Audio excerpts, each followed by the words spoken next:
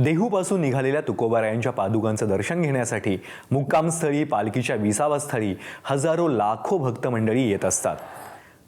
त्यांच्याशी खास संवाद साधलाय कीर्तनकार शिवलीला पाटील यांनी। अर्थात या पालखीला हात लावायचा किंवा याचं दर्शन घ्यायचं म्हणजे जन्मोजन्मीचं पुण्य भाग्य हा सगळा अट्टहास या दर्शनासाठी असतो। ज्या लोकांना वारीत चालता येत नाही ती लोक गाडी घेऊन दर्शनासाठी तरी अट्टहास करतात।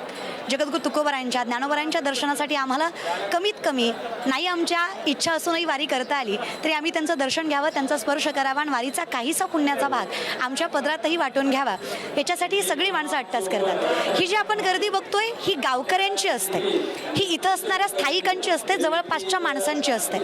आणि एबीपी माझाच्या माध्यमातून आपण घरी बसलेल्या माणसांना सुद्धा जगद्गुरू तुकोबारायांच्या पादुकांचं दर्शन देतोय आणि हे दर्शन म्हणजे एक अलभ्य लाभ आहे। हा नयनरम्य सोहळा आहे। याची देही याची डोळा जगाच्या मालकाचं दर्शन घेणं। जगद्गुरू तुकोबाराय म्हणजे ज्या मातीहून चालावी ती माती पवित्र होते, ज्या दगडाला हात लावा तो दगड पांडुरंग होतो, ज्या माणसाकडे बघावा तो माणूस विठ्ठलमय होतो।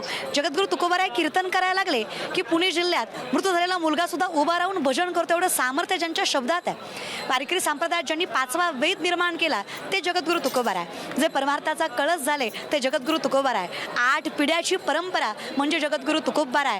आणि साक्षात अंबरीश राजा, प्रल्हाद आणि जगद्गुरू तुकोबाराय, नामदेव रायांचा अवतार ते जगद्गुरू तुकोबाराय।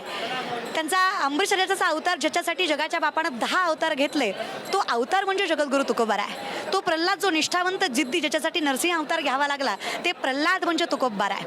उद्धव म्हणजे तुकोबाराय, अंगद म्हणजे तुकोबाराय। आणि अर्थात आमच्या कल्याणासाठी सामान्य स्वरूपात प्रापंचिक रूपात आले ह्या सगळ्या अवताराचे धनी म्हणजे जगद्गुरू तुकोबाराय।